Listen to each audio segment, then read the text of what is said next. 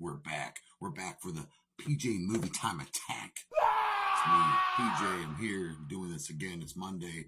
That must mean we're doing a movie review. And I just gave you 6 choices the other day because we're going to do a Tarantino movie. Haven't done that yet. At least I don't think I have. We're going to find out. I gave you the choices from Once Upon a Time in Hollywood, Hose.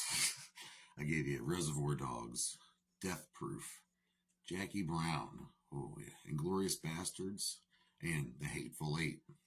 And it came down to a winner. We actually had a solid winner this time, and it was Death Proof. Yes, Death Proof. Oh, well, this is an original DVD release of the movie, so it's ancient, it's old, it still watches.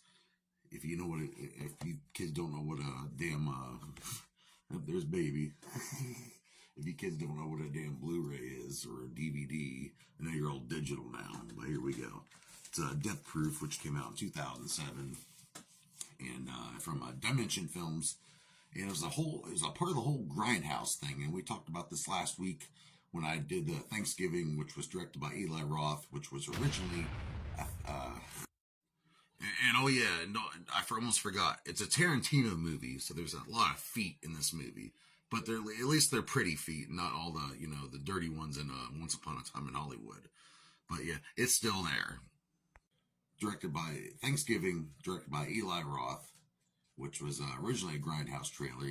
What the hell's a Grindhouse? Well, Robert Rodriguez and Quentin Tarantino a long time ago, they wanted to do some old style B horror / action films like they were back in the day. The double features at the old theater with the grainy film and the terrible acting and the questionable special effects at the time.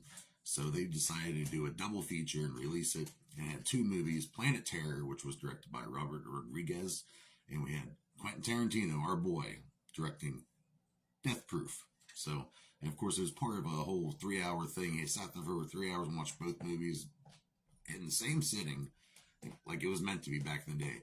And the budget for this movie was $30 million to create it, and sadly, it only made $31 million in the box office. But however, when they decided to do the DVD releases, released the movies separately, Death Proof and Planet Terror both got a lot of love, and they still to this day they really do. I mean, I still watch it. I mean, I watched it twice this week. So, like I said, directed and written by Quentin Tarantino. That's our boy, and it's starring a lot of people. So bear the fuck with me. It has a lot of good people in the movie industry. We have Sydney Tamia Portier playing Jungle Julia. We'll get to her a little bit later. We have Tracy Toms as Kim. I can't go without tapping that ass again. I freaking love that chick. Eli Roth playing Dom. He plays a complete douchebag in this movie. I still love you, Eli Roth. We have Rose McGowan, who's also the star in Planet Terror. She plays Pam in this movie. We have Vanessa Folletto, and Vanessa Folletto is, I really liked her in this movie. Seemed like a Tarantino kind of girl. She plays Arlene. We have the famous Mary Elizabeth Winstead playing Lee, and she's been in quite a few. But if you've been watching the Ahsoka TV series on Disney Plus, the whole Star Wars thing, she's on there. Ooh, boy, do I love her. Sexy gal. Zoe Bell playing herself, who was a stunt coordinator and a stunt double in Kill Bill.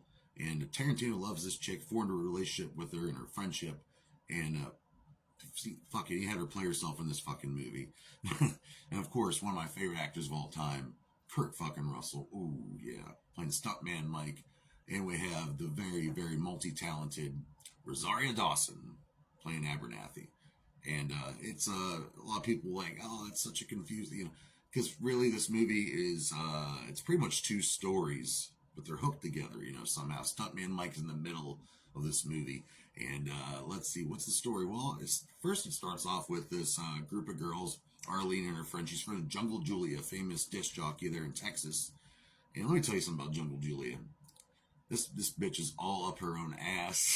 She seems stuck up. She's beautiful, though. And her friends, she kind of uses them for weed, and they use her for, they just all kind of use each other, they bitch at each other. And here comes Baby again.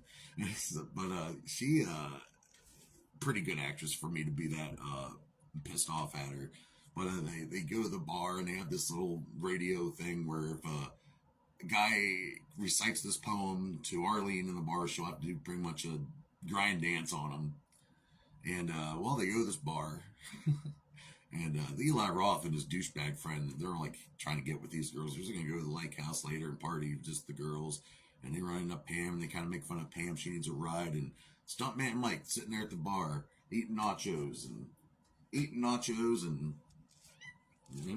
out, eating nachos and drinking margaritas, but virgin margaritas. And that's pretty much what goes on there.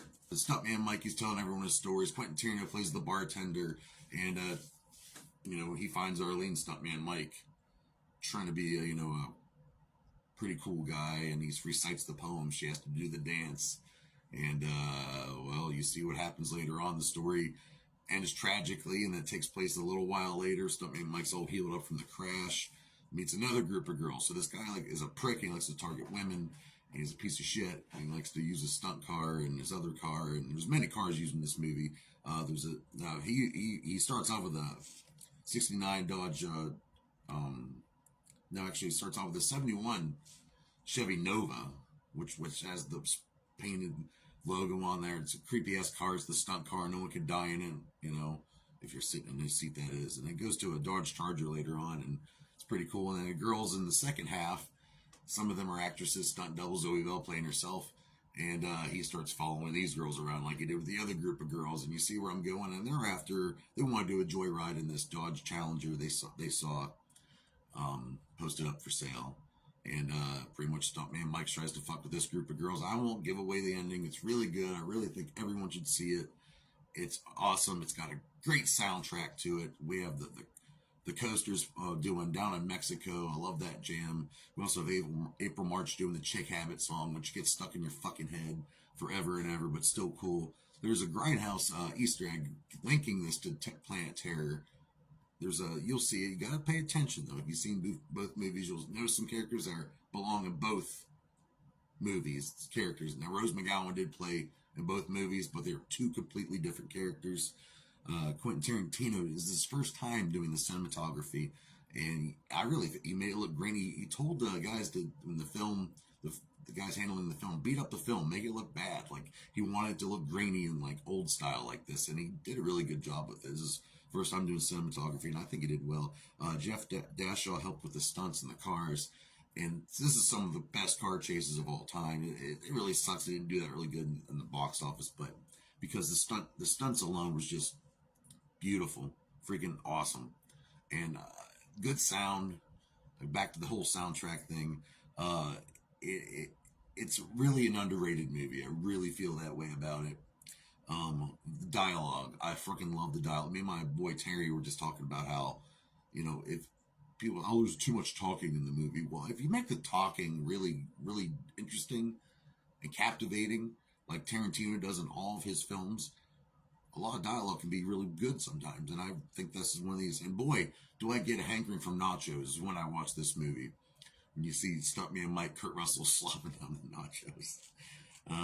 So it's really well done movie. I would like to see more of this Grindhouse stuff. I know Tarantino's, I think he's about to retire, maybe, I don't know. But Robert Rodriguez, I know you still got some in you too. But what do I rate Death Proof? On my dog dick scale, I will rate Death Proof 4.5 out of 5 dog dicks. That's a good review. Quit bitching. If you don't agree with it, you hate it, you're allowed to hate it.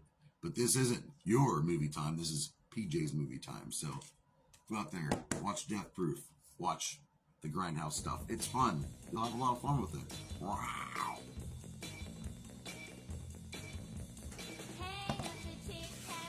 Almost forgot there's a really good scene.